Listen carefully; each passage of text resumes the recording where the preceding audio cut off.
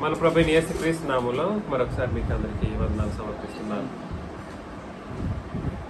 ఇవాళ మనం యథావిధిగా మనం అనుకున్నది ప్లాన్ చేసిన సబ్జెక్ట్ ఏమిటంటే అన్యులు లేదా అన్ని జనులు, వీళ్ళకి సంబంధించిన విషయాలు మనకు అర్థం కావాలి. ఎవరండి? అన్యులు లేదా అన్ని జనులు. అదేంటి అన్యులు అన్ని జనులు అనేది అది కూడా తెలియదా? అన్యులు ఎవరో అన్ని జనులు ఎవరో కూడా తెలియదా? అది తెలియకుండా ఏమి క్రైస్తవులు అనే ఆలోచనలో చాలా మంది నేడు ఉంటూ ఉంటారన్నమాట. అన్ని జనులు ఎవరో తెలియదా అని ఆలోచన చేసిన వాళ్ళకే, లేదా అన్ని జనులు ఎవరో తెలిసిన వాళ్ళు అని ఎవరైనా ఒకవేళ అపోహలో ఉన్న వాళ్ళు ఎవరైనా ఉంటే అలాంటి వాళ్ళకి, వాళ్ళ యొక్క మారు మనసుకిని, దేనికిని మారు మనసుకిని, వాళ్ళ యొక్క రక్షణకును ఉద్దేశించినటువంటి విషయమే ఇవాళ మనం పరిశీలన చేయబోయే అత్యంత ముఖ్యమైనటువంటి విషయం అన్నమాట. ఇది మనం గుర్తుపెట్టుకోవాలి. అసలు అన్యులు లేదా అన్ని జనులు ఎవరు అని ఆలోచన చేసినప్పుడు మనకు అత్యంత ముఖ్యంగా గుర్తించవలసింది, పేర్లు ఒకటే విధంగా రాయబడి ఉన్నప్పటికీ దాన్ని ఇంగ్లీష్లో జెంటైల్స్ అని అంటారు. ఇంగ్లీష్లో జెంటైల్స్ అన్ని జనులు, జెంటైల్స్ అని అంటారు. పేరును బట్టి ఆలోచన చేసినప్పటికీ నిబంధనాత్మకంగానే అన్ని జనులను కూడా మనం పరిశీలన చేసుకోవాలి. ఎలాగండి? నిబంధనాత్మకంగా ఆలోచన చేయబద్దులమై ఉన్నాం. ఇది అత్యంత ముఖ్యమైనటువంటి పాయింట్ అన్నమాట. అన్ని జనుల్ని ఎలా అర్థం చేసుకోవాలి? నిబంధనలను బట్టి, ఆయా కాలంలో ఆయా నిబంధనలను బట్టి అన్ని జనులు అన్న వాళ్ళని మనం గుర్తించాల్సినటువంటి పరిస్థితి ఉంది. అన్ని జనులు నిబంధనలను బట్టి అనే ఆలోచన మనం చేసినప్పుడు వాళ్ళకి ప్రత్యేకించి ఏ నిబంధన వర్తించదు అనే కోణంలోని పరిశీలన చేస్తూ ఉంటాం. ఏ నిబంధన వర్తించదు, అన్ని జనులకి ఏ నిబంధన వర్తించదు అంటే అర్థం ఏమిటి?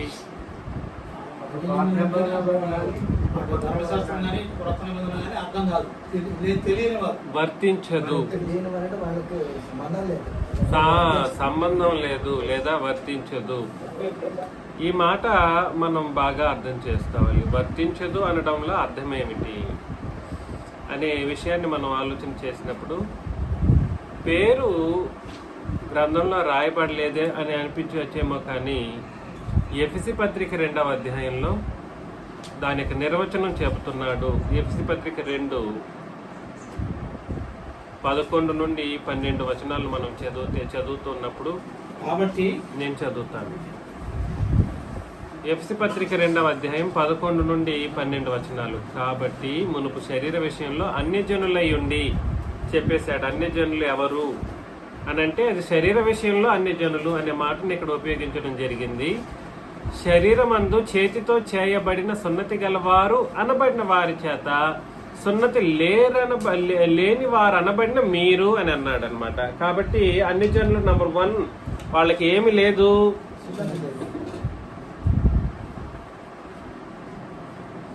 సున్నతి లేదు. 2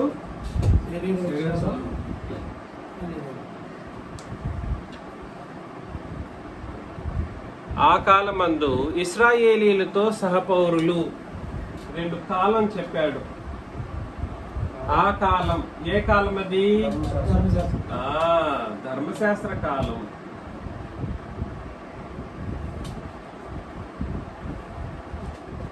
ఆ ధర్మశాస్త్ర కాలంలో వాళ్ళకి ఏమి లేదంట, సహపౌరసత్వం లేదు. ఎవరితో? సహపౌరులు కారు. ఎవరితో అంటే ఇశ్రాయేలీలతో. తర్వాత వాగ్దాన నిబంధనలు లేని పరజనులు. వీళ్ళకి ఏమి లేదు, వాగ్దానం లేదు, అత్యంత ముఖ్యంగా నిబంధన లేని జనాంగం. ఇక్కడ చెప్పబడిన నిబంధన లేదు అనే మాట ఏ నిబంధన వర్తించదనే మాటను ఉద్దేశించింది కాదు. మరలా చెప్తున్నాను, ఇక్కడ చెప్పబడిన నిబంధన లేదు అని అంటే ఏ నిబంధన వర్తించదు అన్న ఉద్దేశం కాదు.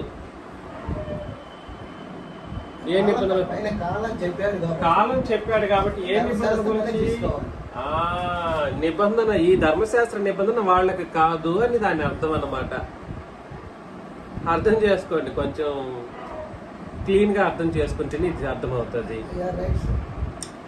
వీళ్ళు నిబంధన ఈ నిబంధన లేదు కాబట్టి ఇశ్రాయేలీలకు అయినటువంటి ధర్మశాస్త్రం ఇక్కడే చెప్పేశాడు. ఇశ్రాయేలీలకి ధర్మశాస్త్రం, నీకు నాకు కాదు. ఇవాళ ఉన్న వాళ్ళకి ధర్మశాస్త్రం ఉందా? లేదు. అదేవిధంగా ఈ ధర్మశాస్త్ర కాలంలోని ఇశ్రాయేలీలతో సహపౌరులు కాని ప్రజలు ఎవరైతే ఉన్నారో వాళ్ళని ఏమంటారంటే అన్యజనులు. వాళ్ళకి ఏం ఉండదంటే నిబంధన లేదు అన్నాడు కానీ ఏ నిబంధన లేదు, ఏ నిబంధన లేదనే ఉద్దేశం కాదు. మరలా చెప్తున్నాను, ఏ నిబంధన లేదు అన్నది ఇక్కడ ఉద్దేశం కాదు. ఈ నిబంధన గురించి మాట్లాడుతున్నాడు, ఆ నిబంధన కాలం గురించి మాట్లాడుతున్నాడు. ఆ నిబంధన కాలంలో ఈ ధర్మశాస్త్రం అనే నిబంధన వాళ్ళకి లేదు అని దాని అర్థం. ఎవరికి లేదు? అన్ని జనులు అనబడిన వాళ్ళకి ఆ నిబంధన వర్తించదు లేదా లేదు అని దాని అర్థం అన్నమాట. ఎవరికైతే నిబంధన లేదో లేదా వాగ్దానం లేదో వాళ్ళని అల్టిమేట్ గా ఏమని పిలువబడటం జరిగింది అక్కడ? పరజనులు. పరజనులు వీళ్ళకి మరొక పేరు ఏమిటండి? పరజనులు. వాళ్ళకి ఏమి లేదంట. ఇంకొకటి నిరీక్షణ లేదు. నిరీక్షణ అంటే అర్థం ఏమిటి?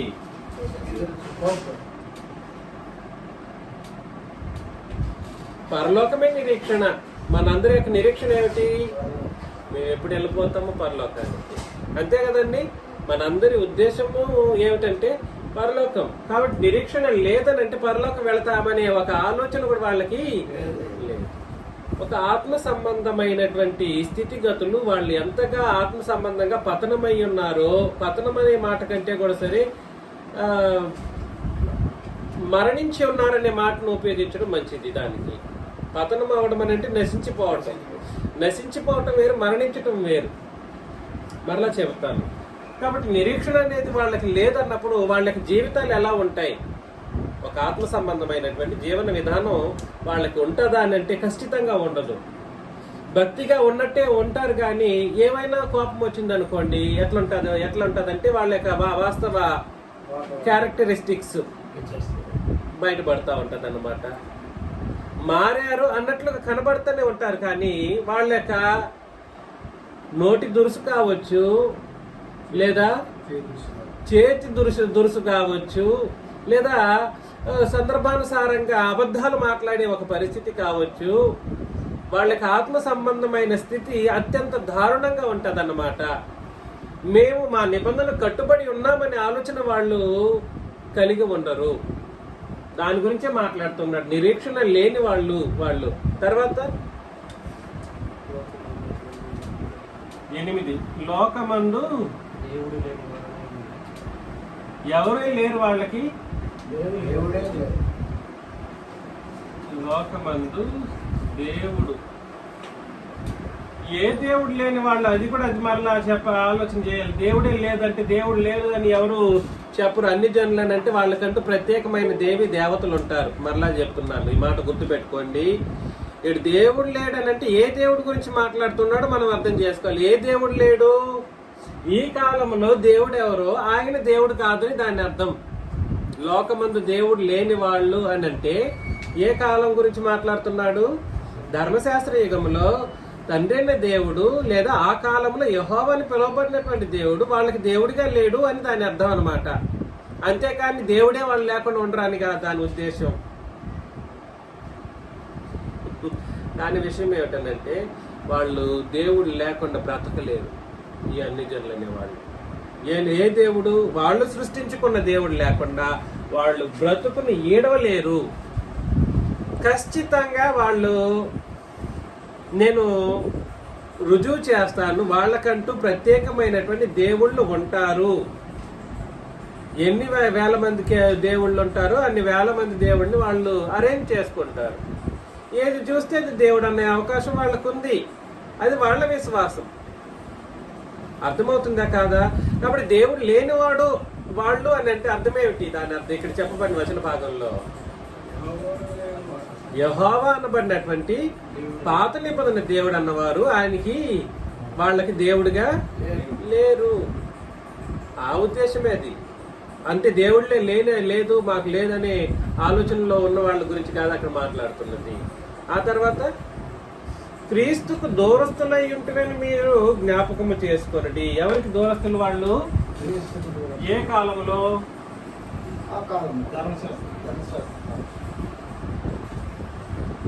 క్రీస్తుకి ఎలా ఉన్నారు వాళ్ళు? క్రీస్తుకు దూరస్తులు ఎలా అయ్యారు? ఏమన్నా చెప్తారా?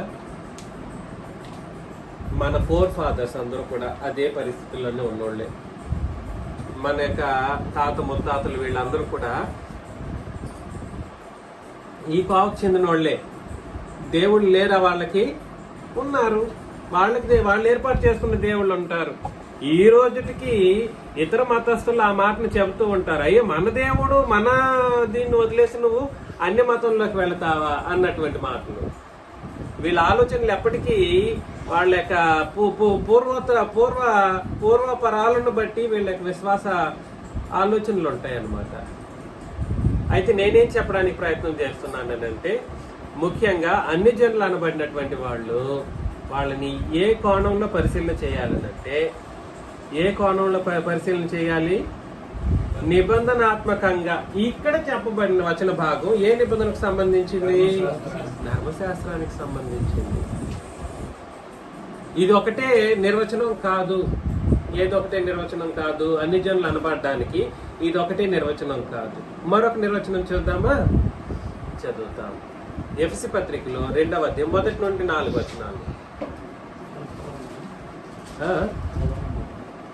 ఎఫెసీ పత్రిక 2వ అధ్యాయం 1 నుండి 4 వచనాలు నేను చదువుతాను. మీ అపరాధముల చేతను పాపముల చేతను మీరు చచ్చిన వారై ఉండగా, చూడండి ఇక్కడ నేను చాలా స్టాండర్డైజ్ చేయబోయే ఒక ముఖ్యమైనటువంటి అంశాన్ని నేను తీసుకురావడానికి ఆయన ప్రయత్నం చేస్తున్నాను. మీ అపరాధముల చేతను పాపముల చేతను మీరు ఎలా ఉన్నారు? అపరాధములు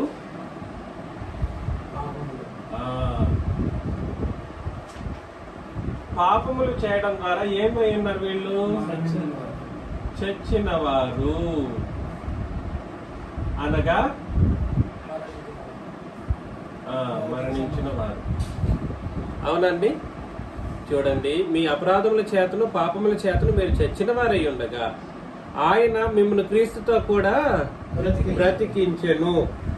మీరు వాటిని చేయొచ్చు వాయుమండల సంబంధమైన అధిపతిని అనగా అవిధేయులైన వారిని ఇప్పుడు ప్రేరేపించు శక్తికి అధిపతిని అనుసరించి ఈ ప్రపంచ ధర్మము చొప్పున మునుపు నడుచుకొంటిరి. కాబట్టి ఇక్కడ చెబుతున్నటువంటి సందర్భాన్ని మనం అర్థం చేసుకోవాలి. ఇక్కడ 2 రకాల ప్రజల గురించి మాట్లాడడం మీరు గుర్తించగలుగుతున్నారా? ఎవరు? కాదు. మీరు అపరాధముల చేతను పాపముల చేతను చచ్చిన వారై ఉన్నారు ఒకప్పుడు. ఆయన మిమ్మల్ని క్రీస్తుతో కూడా బ్రతికించను. తండ్రి క్రీస్తుతో కూడా మిమ్మల్ని బ్రతికించను. ఇప్పుడు సంఘం గురించి మాట్లాడాడు. 2వ అధ్యాయంలో 2 రకాల ప్రజల గురించి మాట్లాడడం మనం గుర్తించాలి. మరలా మీరు వాటిని చేయొచ్చు వాయుమండల సంబంధమైన అధిపతిని అనగా అవిధేయులైన వారిని ఇప్పుడు ప్రేరేపించే శక్తికి అధిపతిని. అవిధేయులైన వారు ఎవరో వాళ్ళు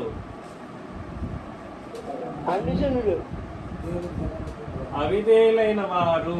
ఇక్కడ అవిధేయులైన వారు అనగా ఇప్పుడు ప్రేరేపించే అధిపతిని అనుసరించి వారిని ఇప్పుడు ప్రేరేపించే శక్తికి అధిపతిని అనుసరించి ఈ ప్రపంచ ధర్మము చెప్పున మునుపు నడుచుకొంటిరి అని అన్నాడు అనమాట.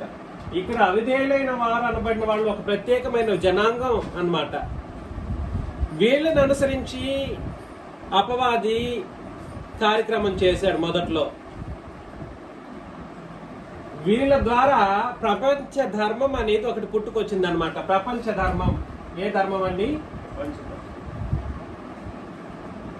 ప్రపంచ ధర్మం అంటే ఏమిటనంటేనండి, సింపుల్ గా మీరు ఆలోచన చేసుకోండి. నువ్వు ఏమి ఇష్టపడతావో అది చేయి, తప్పేమి కాదు.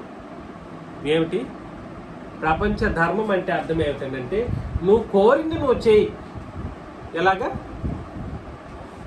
నువ్వు ఏది కోరితే అది చేస్తావు అన్న దానిని నువ్వు కోరింది అని అంటే దానికి ఒక కట్టుబాటు, ఒక నియమము, ఒక నిబంధన, ఒక చిన్నవాళ్ళని పెద్దవాళ్ళని ఎలా మాట్లాడాలి, ఇట్లాంటి కనీసం ఇది కూడా వాళ్ళకి ఉండదు. దాన్ని ఏమంటారంటే ప్రపంచ ధర్మము అని అంటారన్నమాట. ప్రపంచ ధర్మం అని అంటే ఒక నిబంధన లేని జీవన విధానం. మరలా నిబంధన లేని జీవన విధానం అది అప్పుడు ప్రపంచ ధర్మం అనే మాటను మీరు అర్థం చేసుకోండి.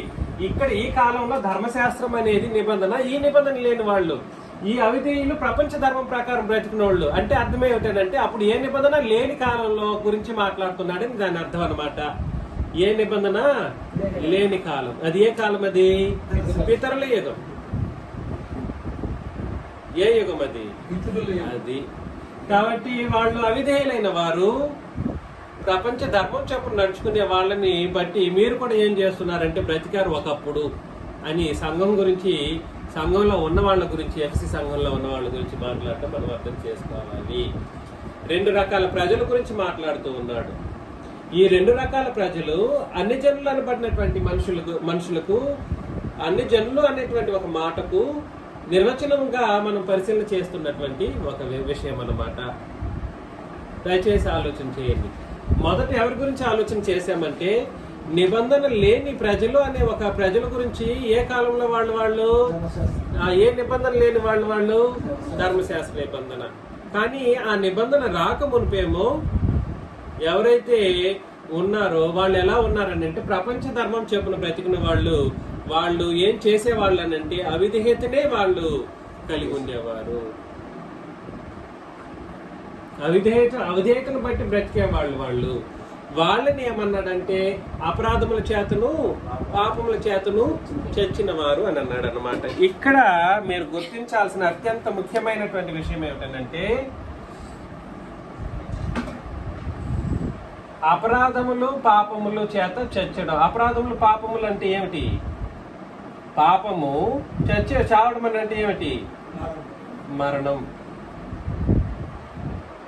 వీళ్ళు ఈ ప్రపంచ ధర్మం చెప్పున బ్రతికే వాళ్ళు, అవిధేయులైన వాళ్ళు, ఎటువంటి తమ కోరికలను ఇష్టారాజ్యంగా జరిగించుకునేవాళ్ళు. వీళ్ళు ఎలా ఉంటారు? వాళ్ళ యొక్క స్థితి ఎలా ఉంటుందంటే పాపం చేసిన స్థితిలో ఉంటూ చనిపోయినటువంటి స్థితిలో ఉంటారు. దానికని వీళ్ళు ఏ నిబంధన కింద, ఏ ఆజ్ఞ కింద ఉన్నారు అని అంటే పాప మరణముల ఆజ్ఞ కింద ఉన్నారన్నమాట. వీళ్ళైనా ఇక్కడున్న నిబంధన లేని కాలం అని చెప్పబడినటువంటి ఈ కాలం ఏ నిబంధన లేదు? ధర్మశాస్త్ర కాలంలో లేరు.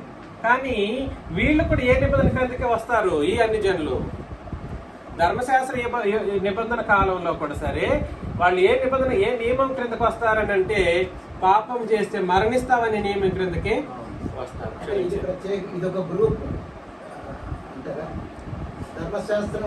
అన్ని జనులు అనబడిన వాళ్ళు అన్ని కాలాల్లో ఉన్నారు. ధర్మశాస్త్ర కాలంలోను, పితరుల యుగంలోను, క్రొత్త నిబంధన యుగంలోనూ ఉన్నారు. కాకపోతే వాళ్ళకంటూ ఉన్నటువంటి నియమం ఏమిటి అని అంటే ఎవరికి తెలియని నియమం. అది ఏమిటంటే పాపం చేస్తే మరణిస్తావనే ఒక కనీస నియమం అన్నమాట. ఏ నియమం అది? పాపం చేస్తే మరణిస్తావు అనే దేవుని యొక్క ప్రాథమిక నియమం. దాన్ని ఏమంటారంటే ప్రాథమిక నియమం. రాసుకోండి దయచేసి. పాప మరణముల నియమం ఏమని అంటారంటే పాప మరణముల నియమాన్ని దేవుని ప్రాథమిక నియమం అని అంటారు.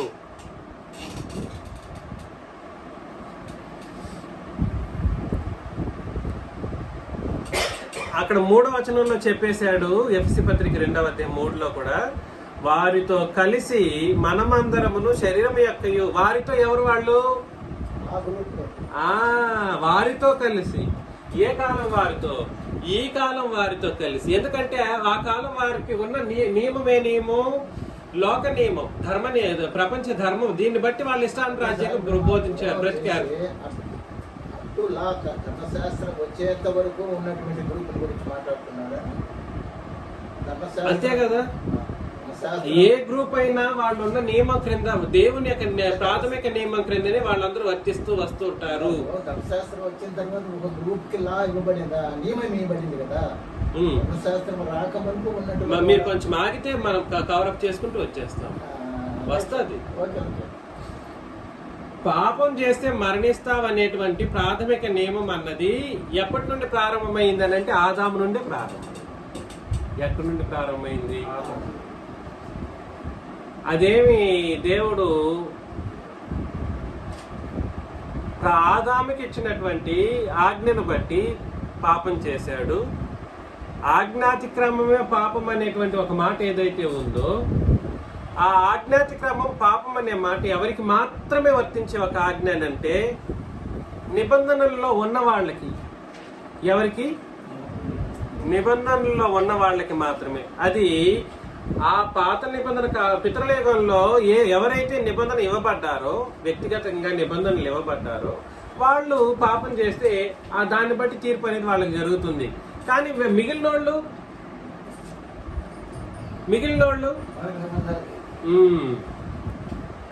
కయ్యను హేబేలు ఉన్నారు. వాళ్ళకి ఏం ఆజ్ఞ ఇచ్చారు దేవుడు? అది ఆజ్ఞ వాళ్ళు ఇచ్చింది, దేవుడు ఇచ్చింది కాదు, వాళ్ళే ఇచ్చారు. కానీ ఇచ్చేటట్లు చేసింది వాళ్ళ తండ్రి అయినటువంటి ఆదాము. కానీ వాళ్ళు పాపం చేశారు అనేటువంటి కోణంలో ఆలోచన చేయాలనంటే, అతను చంపేటట్లుగా, కయ్యను చంపేటట్లుగానో లేదా ఇతను చనిపోయేటట్లుగానో అట్లాంటి ఒక పాప క్రియ అనేది ఎలా జరిగింది? ఏ ఆజ్ఞను బట్టి జరిగింది అని అంటే, ఏ ఆజ్ఞను బట్టి కాదు. అక్కడ ఏ ఆజ్ఞ ఇచ్చాడని దేవుడు అక్కడ నువ్వు తీర్పు తీర్చడానికి అవకాశం ఉందని అంటే ఏ ఆజ్ఞ అప్పుడు లేదు, చెల్లుబాటులో లేదు, ఆధారం లేదు. కాకపోతే విషయం ఏమిటనంటే, వాళ్ళు పాపం చేశారనే ఒక విషయాన్ని దేన్ని బట్టి మనం డిసైడ్ చేస్తామని అంటే, తండ్రిని దేవుడు అది పాపంగా చూశారు కాబట్టి. ఎవరు? తండ్రి. అప్పటికి దేశ దిమ్మిరై వెళ్ళిపోయాడు అన్నారు. అప్పటికి జనాలందరూ ఉన్నారు, వాళ్ళందరూ పాపంలోనే ఉన్నారుగా. వాళ్ళందరూ కూడా ఎలా ఉన్నారు? పాపంలోనే ఉన్నారు. వాళ్ళు లెక్కలోనికి లేదు, దేవుని లెక్కలోనికే ఉండరు వీళ్ళు. ఎవరు అని అంటే, పాప మరణముల నియమము అనేటువంటి దేవుని యొక్క ప్రాథమిక నియమం. ఇది వాళ్ళు బ్రతికే నియమం. ఏ నియమము? ప్రపంచ నియమం లేదా ప్రపంచ ధర్మం చొప్పున వాళ్ళు బ్రతుకుతారు. వాళ్ళు ఇష్టానుసారంగా ప్రపంచ ధర్మం ప్రకారం బ్రతికితే, కానీ దేవుని యొక్క ప్రాథమిక నియమం అనబడినటువంటి పాపం చేస్తే మరణిస్తామన్నటువంటి కనీస నియమం ఏదైతే ఉందో, ప్రాథమిక నియమం ఏదైతే ఉందో, అది వాళ్ళకి తెలియని కూడా తెలియదు. కాకపోతే అది ఎవరు ఇంప్లై చేస్తారనంటే దేవుడు ఇంప్లై చేస్తారనమాట ఈ నియమాన్ని. ఎంతకాలం ఇంప్లై చేస్తారు? ఆది కాండం నుండి ప్రకటన గ్రంథం వరకు, లేదా సృష్టి ఆరంభం నుండి సృష్టి అంతం వరకు ఈ పాపం చేస్తే మరణిస్తామనే నియమం మాత్రం ఎల్లప్పుడూ చెల్లుబాటులో ఉంటుంది. ఇది ఏ నిబంధన దీన్ని కొట్టివేయడానికి లేదు. ఏం చెప్పాను? సృష్టి ఆరంభం నుండి సృష్టి అంతం వరకు చెల్లుబాటులో ఉండే ఏకైక నియమం ఏ నియమం అంటే పాపం చేస్తే మరణిస్తామనేటువంటి నియమం. కానీ ఈ నియమాన్ని పాపం చేస్తే మరణిస్తామనేటువంటి నియమాన్ని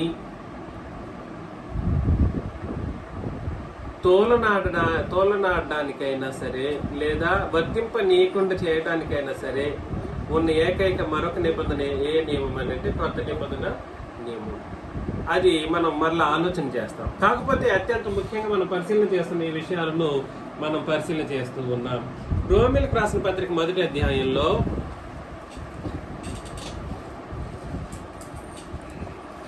రోమీయులకు రాసిన పత్రిక 1వ అధ్యాయం, నేను ఇంతకుముందు చాలాసార్లు మీ ముందు కొన్ని టచ్అప్ పాయింట్స్ మాత్రమే చెప్పాను. రోమా పత్రిక ఎవరికి రాయబడింది అని అంటే సంఘం గురించి సంఘానికి చెప్పబడలేదు. ఆగండి, మీకు తెలుసులేదు. సంఘంలో చేర్చబడిన వాళ్ళ గురించి కాదు అక్కడ చెప్తున్నది. రోమా సంఘానికి కాదు రాసింది. అది ఎవరికి రాశారు? చదవండి, ఇప్పుడు చదవండి. మొదటి అధ్యాయం 4వ వచనం డైరెక్ట్గా వెళ్ళిపోతే, రెండవ వచనం. మొదటి అధ్యాయం రోమపత్రిక 2వ వచనంలో, దేవుని సువార్త నిమిత్తము ప్రత్యేకింపబడిన వారు నేను పౌలు, రోమాలో ఉన్న దేవుని ప్రియులకు అందరికీ, అనగా పరిశుద్ధులుగా ఉండుటకు పిలువబడిన వారందరికీ రాయినది. శుభమని చెప్పి అక్కడ పరిశుద్ధులుగా ఉండుటకు పిలువబడిన వారికి అని అన్నాడు. ఇక్కడ వ్యత్యాసం తెలియని ప్రజలు నేడు ప్రియ సంఘాల్లో అందరూ ఉన్నారు. ఏమిటి ప్రాబ్లం? ఏమిటి? పిలువబడిన వాళ్ళనే సంఘం అని చెప్పి ఆలోచనలో చాలా మంది ఉంటుంటారు. పిలువబడిన వాళ్ళు కదా సంఘం అంటే. మరెవరు? పరిశుద్ధులుగా ఉండుటకు పిలువబడిన వారు కాదు సంఘం అని అంటే. పిలువబడడం అని అంటే అందరూ పిలువబడిన వారే. ఎవరు? భూలోకంలో ఉన్న వాళ్ళందరూ ఏం చేయడానికి అర్హులు? పిలువబడడానికి అర్హులు పిలువబడిన వాళ్ళే. సువార్త ఈరోజు మీరు తీసుకెళ్లి చెప్పారనుకోండి, వాళ్ళు ఏమై ఉంటారు? పిలువబడిన వాళ్ళుగా ఉంటారు. కానీ వాళ్ళని చూసి సంఘం అంటామా? అందుకని పరిశుద్ధులుగా ఉండుటకు పిలువబడిన వారు వారికి అందరికీ శుభమని చెప్పి వ్రాయినది. 1 కొరింథీ 1వ అధ్యాయం 2-3. ఇక్కడ ఒక క్లారిఫికేషన్ చూసుకొని మనం వెళతాం. 1 కొరింథీ 1వ అధ్యాయం 2-3 వచనాలు కూడా చదివినప్పుడు చదవండి. ఇప్పుడు చదవండి. 1వ అధ్యాయం 2-3.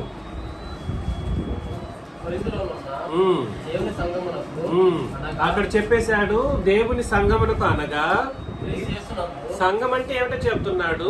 క్రీస్తు యేసునందు పరిశుద్ధపరచబడిన వారై. ముందు వాళ్ళు ఏం చేయబడి ఉండాలి?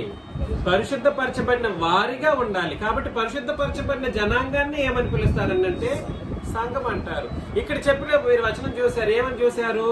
పరిశుద్ధులుగా ఉండుటకు పిలువబడిన వాళ్ళు అంటే సంఘమా? సంఘం కాదు. పరిశుద్ధపరచబడిన వాళ్ళు సంఘం. పరిశుద్ధపరచబడటకు సిద్ధముగా ఉన్న వాళ్ళ గురించి ఇక్కడ రోమపత్రికను రాయడం జరుగుతుంది. అయితే కాలానుగుణంగా మనం చదువుతూ వెళుతూ ఉన్నప్పుడు రోమపత్రికలో సంఘాన్ని గురించి కూడా ఆయా సందర్భాన్ని బట్టి ఇంక్లూడ్ చేస్తూ మాట్లాడుతూ వస్తాడనమాట. ఈ విషయం మనం గుర్తుపెట్టుకోవాలి. సరే, దేవుని ప్రియులకు అందరికీ అనగా పరిశుద్ధులుగా ఉండుటకు పిలువబడిన వారికి అంటే వాళ్ళు ఇంకా ఏం పొందుకోలేదని అర్థం. పరిశుద్ధతను పొందుకోలేదు లేదా బాప్తిస్మము పొందలేదు అనే విషయాన్ని గురించి మాట్లాడుతూ, ఏంటండి మనం ఎప్పుడైనా కూడా సరే ఎవరికి సువార్త చెబుతాం? సంఘంలో ఉన్న వాళ్ళకి చెప్తామా లేదనంటే ఇంకెవరికైనా చెప్తామా? సువార్త అంటే ఏమిటి? క్రొత్త నిబంధన సువార్త ప్రత్యేకించి మనందరి పాపముల నిమిత్తము ప్రభువైన యేసుక్రీస్తు మరణించెను, సమాధి చేయబడిను, 3వ దినమున లేపబడిను లేదా లేచెను అని చెప్పేదాన్ని ఏమంటారంటే సువార్త. ఈ సువార్తను ఎవరికి చెప్పాలనుకుంటున్నాడో ఇక్కడ మనం 12వ వచనం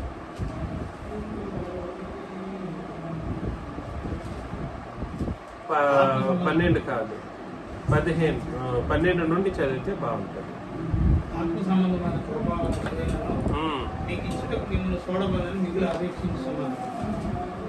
సహోదరులారా, నేను ఇతరులైన అన్ని జనులలో ఫలము పొందినట్లు మీలో కూడా ఏం పొందాలి? ఫలము పొందాలి. అంటే అర్థం ఏమిటి? వీళ్ళు ఇంకా బాప్తిసం అన్ని జనుల్లో ఈయన వెళ్ళి సువార్త చెప్పాడు ఇంతకు ముందు. చెప్పినప్పుడు వాళ్ళందరూ ఏం చేశారంటే కొంతమంది బాప్తిసం తీసుకొని దేవునికి ఫలముగా వాళ్ళు వచ్చారు. అర్థమవుతుందా? అన్ని జనుల్లో ఫలం పొందినట్లు మీలో కూడా ఏం పొందాలి? నేను చదవండి. 13 రోమిలకు రాసిన పత్రిక 1వ అధ్యాయం 13లో, సహోదరులారా నేను ఇతరులైన అన్ని జనులలో ఫలము పొందినట్లు మీలో కూడా ఫలము ఏదైనాను పొందవలనని. ఫలం పొందాలని అంటే సంఘం అనుకోబోతారు. సంఘంలో ఫలం పొందడం అంటే డబ్బులు పిండడమేనా? దాని గురించి కాదు ఇక్కడ చెప్తున్నది. మీలో కూడా ఫలం పొందినట్లు అని అంటే మీరు ఇంకా బాప్తిస్మం తీసుకోలేదు. మరి ఏం చేయాలి? నేను మీకు బాప్తిస్మం ఇచ్చి దేవునికి ఫలముగా మిమ్మల్ని ఏర్పాటు చేయాలి అని చెప్పడంలో భాగంగా మనం గుర్తించాలి. ఫలము పొందినట్లు మీలో కూడా ఫలం ఏదైనా పొందవలనని అనేక పర్యాయములు మీ వద్దకు రానుద్దేశించి తిని, కానీ ఇది వరకు ఆటంకపరిచితిని, ఇది మీకు తెలియకున్నట్టు నాకు ఇష్టం లేదు అని అన్నాడు అనమాట. అంటే అర్థం ఏమిటంటే రోమా సంఘంలో అన్ని జనులు అనబడిన వాళ్ళు కూడా వచ్చి కూర్చుంటున్నారు ప్రతి ఆదివారాల్లో, ప్రతి దేవుని యొక్క కార్యక్రమాల్లోనూ వాళ్ళు వచ్చి కూర్చుంటున్నారు. కానీ వీళ్ళు ఏం చేయట్లేదు? బాప్తిసం తీసుకోవట్లేదు. వీళ్ళు బాప్తిసం తీసుకోకపోవడం ద్వారా అనేక పర్యాయాలు తిరుగుతున్నాడంటే వీళ్ళు ఎప్పుడు తీసుకోకపోతారు బాప్తిసం? మనోళ్ళు 1-2 సార్లకి వెళ్ళిపోయేసి సువార్త చెప్పిన తర్వాత ఇంకా అక్కడ మనం చేతులు ఎత్తేస్తూ ఉంటాం. వాళ్ళు మారేంత వరకు మనం ఏం చేయము, వెంబడించము, తిరగము. ఉంటే డబ్బులు ఉంటే టైం లేదంటాం, టైం లేదంటే టైం ఉంటే డబ్బులు లేదంటాం, లేదా అనారోగ్యంగా ఉంది అని అంటాం, ఏదో ఒకటి చెప్పేస్తా ఉంటాం. మనకు ఏముంటది? కాబట్టి పౌలు గారు అన్ని జనులలో ఫలము పొందినట్లు మీలో కూడా, అంటే వీళ్ళు కూడా ఆ కోవకు చెందిన వాళ్ళే కాబట్టి మీలో కూడా నేనేం పొందాలి అని అంటే ఫలము పొందనట్లు మీ దగ్గరికి అనేక పర్యాయములు వచ్చాను. అంటే అర్థం ఏమిటంటే వీళ్ళు బాప్తిసం తీసుకుంటేనే కానీ పౌలు గారు ఏంగా ఉండరు, నెమ్మదిగా ఉండేటట్టు లేదు. అంటే ఒక ఆత్మ రక్షణ గురించి పౌలు గారి యొక్క తపన ఎంత గొప్పదో మనం పరిశీలన చేయాలి. ఒక ప్రీచర్కి ఉండవలసినటువంటి అత్యంత ముఖ్యమైనటువంటి ఒక లక్షణం అన్నమాట. ఏమిటి? ఒక ఆత్మనైనా రక్షించుకోవాలి, ఒక ఆత్మనైనా రక్షించి ఒక ఫలముగా దేవునికి దాన్ని ఏం చేయాలి? అర్పించాలి. ఆ విషయం గురించి మాట్లాడుతూ అన్ని జనుల్లో ఫలం పొందినట్లు మీలో కూడా ఫలం ఏదైనా పొందవలనని అనేక పర్యాయములు అనంటే ఈ మాటను మనం అర్థం చేసుకోవడం ద్వారా ఇక్కడ చదువుతాం 14లో, గ్రీసు దేశస్థులు కాని వారికి జ్ఞానులకును మూఢులకును నేను రుణస్థుడను. వీళ్ళు ఎవరు? వీళ్ళు కూడా అన్ని జనుల క్రిందకు వచ్చిన వాళ్ళే. గ్రీసు దేశస్థులు, జ్ఞానులు, మూఢులు అనబడినటువంటి వాళ్ళు కూడా సరే అన్ని జనుల క్రిందకి ఒకప్పుడు ఉన్నోళ్ళు కాగా, నా వలనైనంత మటుకు రోమాలోని మీకును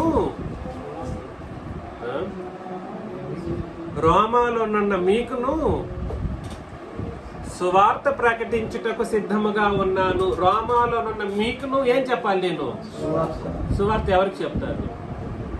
పాపులకి, సంఘంలో పరిశుద్ధపరచబడిన వాళ్ళకి సువార్త చెప్పేది. సువార్త ఎవరికి చెప్పాలండి? సర్వలోకమునకు వెళ్ళి సర్వ సృష్టికి. ఈ రోజు పరిస్థితి ఏమిటనంటే సంఘాల్లో ఉపదేశకులని కొంతమంది పెద్ద ఉపదేశకుడు అయ్యాడు అనుకోండి, వాడు ఏమంటాడంటే ఒక 90, 70, 80 సంవత్సరాలు సువార్తికు పెద్ద ఉపదేశకుడు అయ్యాడు అనుకోండి, ఏకంగా సువార్తికులను కూర్చోబెట్టుకుని వీడు సువార్త ప్రకటిస్తూ ఉంటాడు అన్నమాట. దానికి పేరు ఏం పెడతారు? సువార్త మహాసభలు. వెళ్ళే వాళ్ళు ఎవరు? సంఘస్థులు కాదు, ప్రీచర్లు. ఎంత అజ్ఞానం ఇది! దానికి పేరేం పేరు?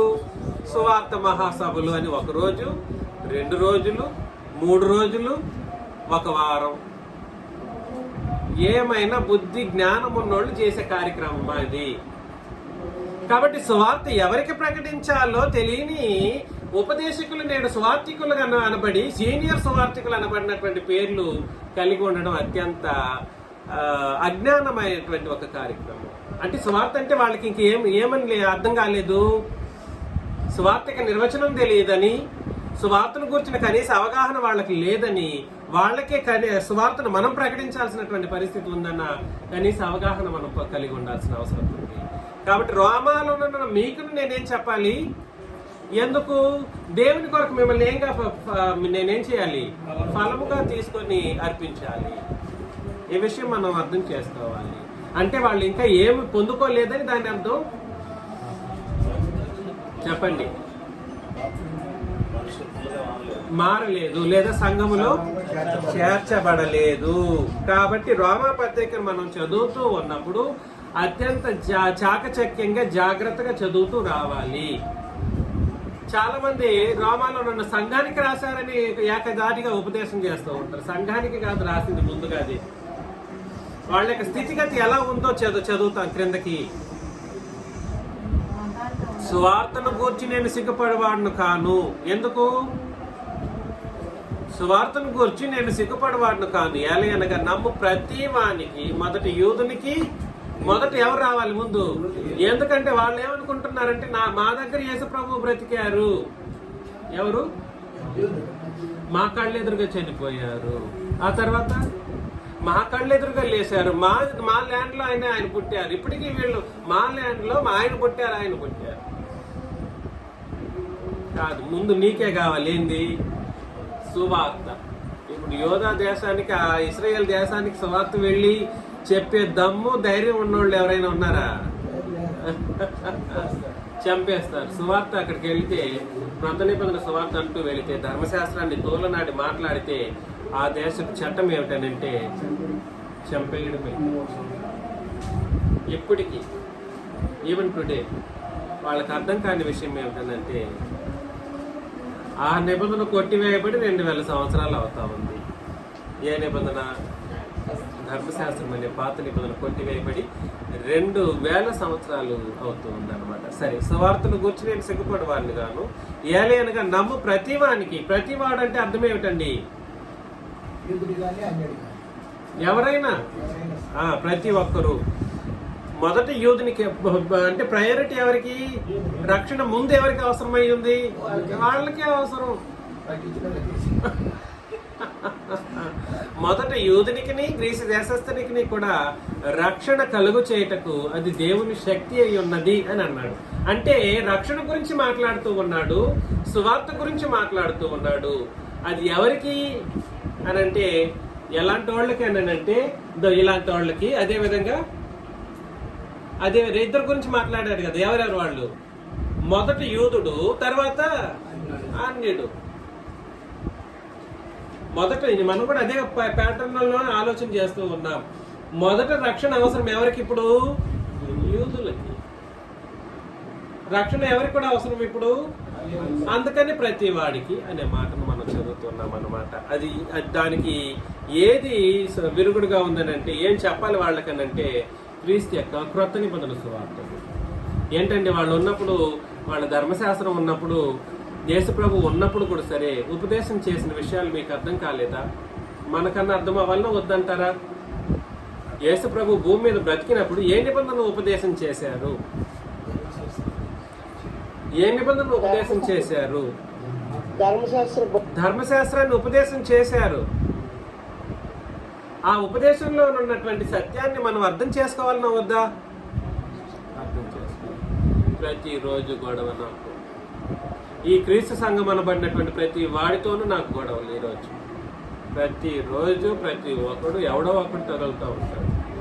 తెలియని విషయం ఏమిటంటే వాళ్ళకి జ్ఞానము లేదు. నిజముగా క్రొత్త నిబంధన జ్ఞానం లేదు, గ్రంథ జ్ఞానం అంతకంటే లేదు. క్రొత్త నిబంధన జ్ఞానం లేదు, గ్రంథ జ్ఞానం అంతకంటే లేదు. కనీసం లౌకిక జ్ఞానం అయినా ఉందనంటే లౌకిక జ్ఞానం కూడా లేదు.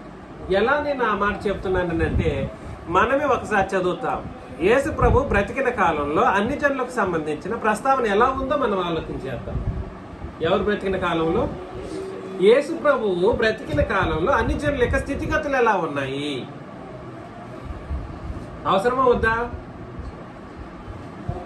మత్తయి సువార్త 4:14.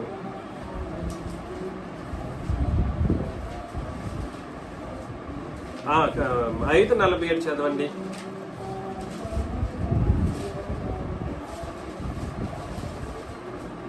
ఈ పరలోక తండ్రి పరిపూర్ణుడు గనక మీరు పరిపూర్ణులుగా. 5:47. మీ సహోదరులకు మాత్రము వందనం చేసిన యెడల మీరు ఎక్కువ చేయించున్నదేమి? అన్ని జనులను అలా చేయించున్నారు కదా. అన్ని జనుల ప్రస్తావన యేసు ప్రభు చేశారని, అన్ని జనుల ప్రస్తావన యేసు ప్రభు చేస్తున్నారని అంటే అక్కడ చెప్పబడుతున్న ప్రజలు ఎవరై ఉండాలి? అన్ని జనులు ఏం చేస్తారని అంటే వాళ్ళ ఇష్టానుసారంగానే చేస్తారు. ఎలా చేస్తారు? సహోదరులకి మాత్రమే వందనం చేసి మిగిలిన వాళ్ళని వదిలిపెట్టేస్తే, సహోదరులు అంటే ఆ పాత నిబంధన కాలంలో సహోదరులు అంటే వాళ్ళ గోత్రికుల గురించి మాట్లాడటం జరుగుతుంది అనమాట. నేను యూదుడిని అనుకోండి, నా యూదులకే చెప్తాను, లేవీళ్ళు ఏం చేస్తాను, లెక్క చేయి, రాజరికం నాది, నేను చెప్పినట్టే నువ్వు చేయాలి, నీకు నేను వందనాలు చేసేదా, నువ్వు దాన్ని నువ్వు చూసుకొని చెప్పేవాడు. లేవీలు ఇంకా దారుణం. లేవీలు ఏంటి, మీరు ఈరోజు చెప్పేది ఏదైనా కూడా ఉంటే కూడా సరే మేమే చెప్పాలి. దైవ కార్యక్రమాలు చేయాలంటే అది ఎవరి దగ్గర మాత్రమే సాధ్యమవుతుంది? లేవీలకు మాత్రమే. మేము అర్చనాచారాదులు మేమే చేయాలి కాబట్టి మా మాటలే మీరు వినాలి, మీకు నేనేం చేయకూడదు, వందనాలు చేయము అని ఏ గోత్రికులు వాళ్ళకి సహోదరులుగా చూసుకుని వాళ్ళకే గొప్పగా చూసుకునేవాళ్ళు అనమాట. ఇవాళ ఈ కులపిచ్చి అనేటువంటి ఒక కార్యక్రమం ఏదైతే ఉందో అలాంటి పరిస్థితుల్లోనే నేడు చాలా మంది ఉంటారు. వాళ్ళ కులం అయితే ఆ కులం వాళ్ళకి సంబంధించిన వాళ్ళతో ఎక్కువగా అసోసియేట్ అయ్యి ఉంటారు, వేరే వాళ్ళతో అసోసియేట్ అవ్వరు. అలాంటి ఒక పరిస్థితి ఆనాడు ఎవరి దగ్గర ఉండేది? ఇశ్రాయేలులోని 12 గోత్రికులు, ఏ గోత్రికులు వాళ్ళైతే ఆ గోత్రికులతో సహోదరత్వాన్ని కలిగి ఉండే ఒక పరిస్థితి. అలా ఎవరు చేస్తారంట? మామూలుగా అన్యులు చేస్తారు. తర్వాత 6:7 చదవండి, మత్తయి సువార్త 6:7. 6వ అధ్యాయం 7 మత్తయి సువార్త. మరియు మీరు ప్రార్థన చేయనప్పుడు అన్ని జనుల వల్లే వ్యర్థమైన మాటలు వచింపవద్దు. అన్ని జనుల వల్లే ఎలా మాట్లాడకూడదు? ఎవరితో సంఘంతో చెప్తున్నాడా? కాదు, యూదులతో చెప్తున్నాడు. యూదులతో చెబుతూ అన్ని జనుల వల్లే మీరు ఎలా ఉండకూడదు, ఎలా మాట్లాడకూడదు? వ్యర్థమైనటువంటి మాటలు మాట్లాడకూడదు. 6:31 కాబట్టి మీరు ఏమి తిందుమో, ఏమి త్రాగుదుమో, ఏమి ధరించుకుందుమో అది అని చింతింపకుడి, అన్య జనులు వీటన్నిటిని గురించి విచారిస్తారు. అన్ని జనులకి ఏం ఆలోచన ఉంటుందని అంటే ఎప్పుడు ఏం తినాలి, ఏమి తాగాలి, రేపు సండే కాబట్టి ఏ వంట చేస్తే బాగుంటుంది, ఏ కూర చేస్తే బాగుంటుంది, ఈ ఆలోచనలన్నీ ఎవరికండి? అన్ని జనులకి. అయితే మీరు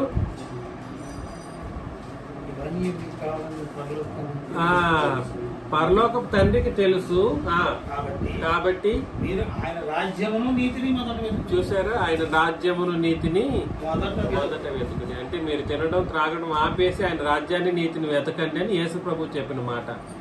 నిజంగానే ఆపేయాలి. ఆ కాలంలో, ఏ కాలంలో?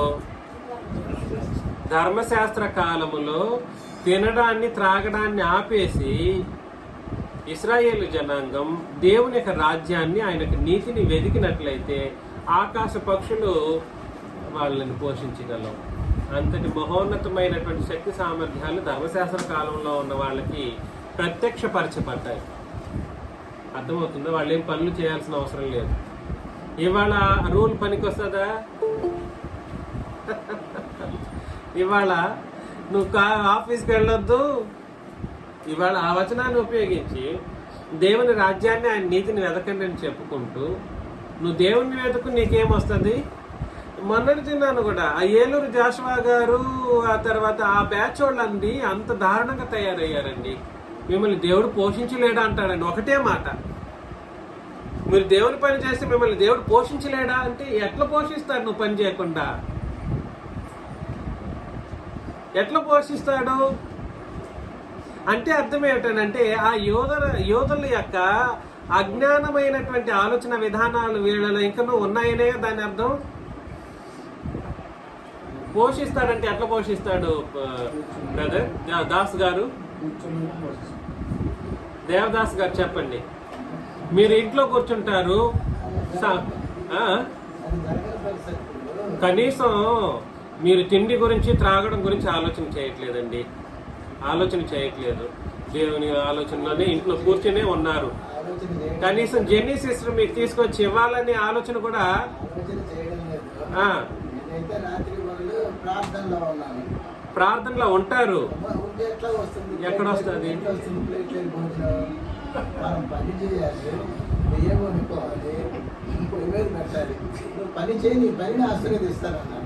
కాబట్టి నేనేం చెప్పడానికి ప్రయత్నం చేస్తున్నానంటే ఆ మోడకు ఆలోచన విధానాలు ఈ రోజు క్రీస్తు సంఘాల్లోనికి కూడా ఎంటర్ అయ్యిందని అంటే ఆలోచన చేయండి. ఆయనంట వెళ్ళాడంట చికెన్ ప్రతిరోజు 6 రోజులు చికెన్ లేనంట వాళ్ళ సంఘ ప్రీచర్లకి. అంటే ఒక్కొక్క చోటుకి వెళ్తే అక్కడ వెళ్ళిన చోటంతా చికెన్లు చేసి పెడతారు. ఏమి బుద్ధి బాబు ఇవన్నీ. వాళ్ళు ఒకవేళకి వేస్తారు చికెన్, 10 రోజులు కొనమని చెప్పండి, 10 రోజులు వేయగలరా? 10 రోజులు వేయరు, ఎవరు వేయరు. ఒకరోజు తారసపడితే ప్రేమతో ఏదో ఒకరోజు చేస్తారు. ఒకరోజు చేయాలంటే కూడా కష్టమే 3 వేళ్లలో. అర్థమవుతుంది నేను చెప్పేది. కాబట్టి ఈ ధర్మశాస్త్రం యొక్క మూఢనమ్మకాలకు సంబంధించిన విషయాలను దూరం పెట్టాలి. మత్తయి సువార్త 10వ అధ్యాయం 5వ వచనంలో యేసు ఆ 12 మందిని పంపుచు వారిని చూచి వారికి ఆజ్ఞాపించినది ఏమనగా మీరు అన్ని జనుల దారిలోనికి వెళ్ళకుడి అని అన్నాడు. ముందు ఏమని ఆలోచన చేశారు? అన్ని జనులు కూడా ఏం చేస్తారు? అన్ని జనులు తమ ఇష్టం వచ్చిన వాళ్ళనే పట్టించుకుంటారు, ఇష్టం రాని వాళ్ళని వదిలిపెట్టేస్తారని చదివాం. 2వ పాయింట్ ఏమని చదివాం? యేసు ప్రభు మాటల్లో అన్ని జనులు వ్యర్థమైనటువంటి మాటలు వచ్చిస్తూ ఉంటారు అని చదువుతూ వచ్చాం. అలా మీరు ఉండకూడదు అనే మాటను యేసు ప్రభు చెబుతూ వస్తున్నారు. అదేవిధంగా ఏమి తిన్నాలో ఏమి త్రాగాలో అన్ని జనుల ఆలోచనే కానీ మీ ఆలోచన కాదు అని అన్నాడు. 4 అసలు అన్ని జనుల దారిలోనికే వెళ్ళకూడదు. ఆ దారిలోనికి కూడా మీరు వెళ్ళవచ్చు. ఏ దారిలోనికి?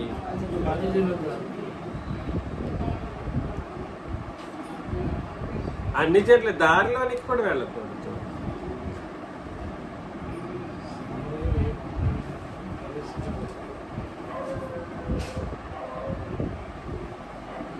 వాళ్ళు ఏం చేసేవాళ్ళు అంటే అన్ని జనులు మత్తయి సువార్త 20వ అధ్యాయం 19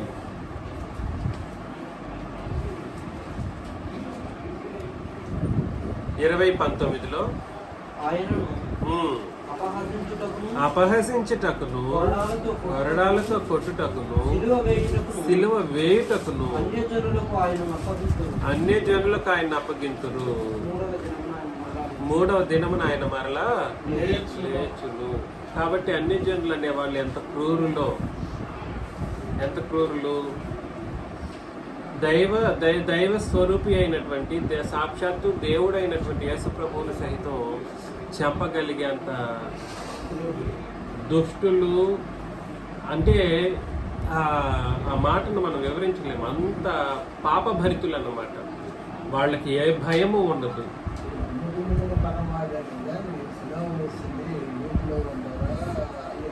ఇద్దరు కలిసి వేశారు. వీళ్ళు చంపింది అన్ని జనులు, ఆ రక్తాపరాధాన్ని తమ మీద మోపించుకునింది యూదులు. చెప్పేసేయి వాళ్ళు చంపితే ఆ రక్తాపరాధం మా మీద రాని. ఎవరి మీద రాని? చంపిన వాళ్ళ మీద కాదు, మా మీదే రాని వాళ్ళు చెప్తారన్నమాట. అబ్బా, వాళ్ళకంటే దారుణంగా ఉన్నారు కదా వీళ్ళు. ఎవరికంటే దారుణంగా? ఏందండి ఎంత దారుణంగా ఆ రోజు ఆ ప్రపంచ కాలంలోని ప్రజలు, అంతకంటే దారుణంగా ఇప్పుడున్న ప్రజలు ఉన్నారన్నమాట. మీకు తెలియదు ఎంత తీవ్రమైనటువంటి చీకటి మయమైపోయింది ఈ ప్రపంచం అంటేనండి. అంతకంటే చీకటి మయమైంది. అప్పుడు యేసు ప్రభుని చంపే ఒక పరిస్థితి అంత సులభంగా అయింది వాళ్ళకి. మాటలే అనుకోవచ్చేమో కానీ రక్తాపరాధం, క్రీస్తు యొక్క దైవ రక్తాపరాధం, అది సాధారణమైనటువంటి రక్తం అనుకుంటారేమో. సాధారణమైన రక్తం కాదు క్రీస్తు యొక్క రక్తం. చదువుతారా మాట? 27వ అధ్యాయంలో చెప్తారు వాళ్ళు. మత్తయి సువార్త 27వ అధ్యాయం 15వ వచనమా చూడండి.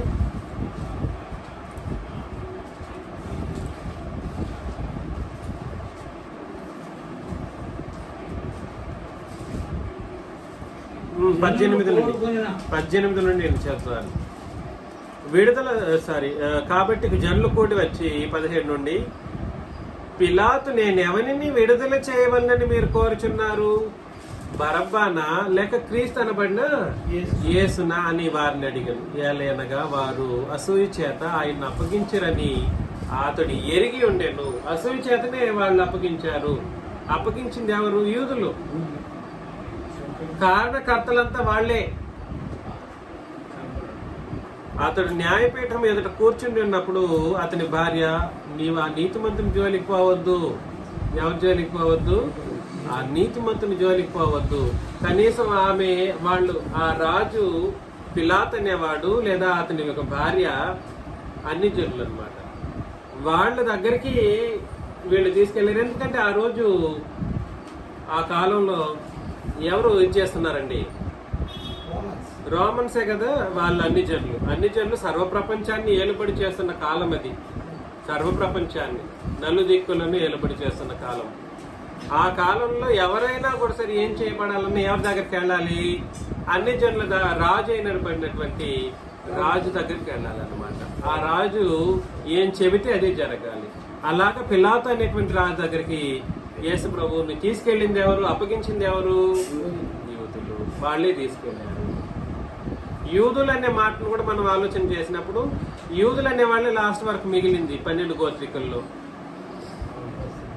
12 గోత్రికల్లో 600 అంటే క్రీస్తు పుట్టుకకు మునుపు 600 సంవత్సరాల వరకే 10 గోత్రికులు వెళ్ళిపోతారు. అందులో 2 గోత్రికులు మిగులుతారు. 2 గోత్రికుల్లో చివరి గోత్రికులు యేసుక్రీస్తు పుట్టడం కొరకే చివరి గోత్రికలు పడినటువంటి యూదులు మిగిలారన్నమాట. ఇంకా వాళ్ళే ఏం చేయాలి? యేసు ప్రభుని తీసుకెళ్ళాలి. ఏకంగా ఆలోచన చేసినప్పుడేమో ఇశ్రాయేలీలు అనే మాట ఉపయోగించవచ్చు. ఎందుకు? వాళ్ళందరూ తప్పిపోయారు కాబట్టి. సరే, చదువుతాం. ప్రధాన యాజకులను, ఎవరండి వాళ్ళు? ప్రధాన యాజకులను పెద్దలను బరబ్బను విడిపించమని అడుగుటకు, యేసును సంహరించుటకును జనములను ప్రేరేపించిరి. ఏ జనాల్ని? అన్ని జనుల్ని. ఈ జనాలు ఎవరంటే ఏ జనాల్లో కాదు, అక్కడ రాజు దర్బారు ఎదురుగా నిలబడినటువంటి, రాజు కోట ఎదురుగా, సింహాసనం ఎదురుగా నిలబడినటువంటి అన్ని జనులు. వాళ్ళని ప్రేరేపించింది ఎవరు? ఈ ప్రధాన యాజకులు. ఎవరో కాదు, దేవుని యొక్క సాక్షాత్తు ఏమిటండి, గుడారంలో అతి పరిశుద్ధ స్థలాల్లో పనిచేసేవాళ్ళు. అంటే వాళ్ళకి ఎక్కడ ఆ బుద్ధి వచ్చింది? చంపే అంత క్రూరమైనటువంటి బుద్ధి ప్రధాన యాజకులకు ఉందా? చంపే అంత. అవునంటే ఆ అధిపతి ఆ ఇద్దరిలో నేను ఎవరిని విడుదల చేయవాలని మీరు కోరుచున్నారని వారిని అడుగగా వారు బరబ్బనే అనిరి. అందుకు పిలాతు, అలాగైతే క్రీస్తు అనబడిన యేసును ఏమి చేతునని వారిని అడుగు. అది కూడా చెప్పేసేయండి, నేను చేయలేను, మీరు చెప్పండి, మీరే చెప్పేసి నాయన్ని ఏం చేయమంటారు? ఈ బరబ్బానైతే విడుదల చేయమంటారు. గజ దొంగని పట్టుకొనేసి విడుదల చేయండి. వాడు చాలా క్రూరుడు వీళ్ళకంటే. అలాంటి వాడిని విడుదల చేయండి. క్రీస్తు అనబడిన వాడిని మీకు ఎవరు కావాలంటే బరబ్బను విడుదల. మరి ఆయన ఏం చేయమంటారని నిజంగానే మంచి ప్రశ్న వేశాడు. నాలాంటి వాడైతే ఏం అట్లా అడిగి వదిలిపెట్టేసి ఉంటాను. అడిగాడు. ఏమని అడిగాడు? క్రీస్తు అనబడిన యేసుని ఏమి చేతునని వారిని అడుగగా సిలువ వేయమని అందరూ చెప్పింది. అధిపతి, ఎందుకు? ఇతడు ఏ దుష్కార్యం చేసినని అడుగగా వారు సిలువ వేయమని మరి ఎక్కువగా చూసారు. సిలువ వేయండి. పిలాతు అల్లరి ఎక్కువగుచున్నదే గాని తన వలన ప్రయోజనం ఏమీ లేదని గ్రహించి నీళ్లు తీసుకొని జన సమూహం ఎదుట చేతులు కడుగుకొని, ఈ నీతిమంతుని రక్తమును గూర్చి నేను నిరపరాధిని, మీరే చూసుకోండి అని వదిలేస్తే అందుకు ప్రజలందరూ వాని రక్తము మా మీదకి మా పిల్లల మీదకి ఉండును గాకనిరి. అబ్బా, ఎంత ద్వేషభావం. ద్వేషభావం కాదండి, బా అది చెప్పలేనంత మాట అన్నమాట. మా మీదకిని మా పిల్లల మీదకిని అంటే యేసు ప్రభు ధర్మశాస్త్రాన్ని కొట్టివేసే సమయానికి ఆయనకు రక్తాపరాధం కూడా సరే ఆయన చంపడానికి అటు అన్ని జనులు ఇటు యూదులు ఏకమయ్యారన్నమాట. అంటే అర్థమేమిటి? వ్యత్యాసం ఉందా? వీళ్ళు నిబంధన లేని వాళ్ళు నిబంధన ఉన్నోళ్ళు అని ఏకమయ్యారు. అంటే అర్థం ఏమిటంటే పాపం చేసి మరణించినటువంటి స్థితిలో వాళ్ళు సమస్త జనులు తయారయ్యారు అని దాని అర్థం అన్నమాట. ఎలా తయారయ్యారు? పాపము చేసి పాప మరణముల క్రిందకి అందరూ వచ్చేసారు అని దాని అర్థం. తేడా లేదు. ఇప్పుడు ఎవరికి? అందరికీ ఏం కావాలి? రక్షణ కావాలి. అందుకని యేసుక్రీస్తు శిలువ మరణం వరకు కూడా సరే వ్యత్యాసం కనబడినప్పటికీ యేసుక్రీస్తు చావులో మాత్రం అందరూ ఏకమైపోయారన్నమాట. అందరూ వ్యత్యాసం లేని పరిస్థితుల్ని తయారు చేసేసారు. అంటే దీని అర్థం ఏమిటంటే వాళ్ళందరూ కూడా సరే అత్యంత క్రూరులుగా ఉన్నారని దాని అర్థం అన్నమాట. అది కూడా వాళ్ళు ఎట్లా చెప్పారు చూసారా? మా మీదకే రక్తాపరాధం రాని అని చెప్పలేదు, మా పిల్లల మీద కూడా అంటే అబ్బా, సామాన్యమైనటువంటి వివరించదగిన మాట కాదు అది.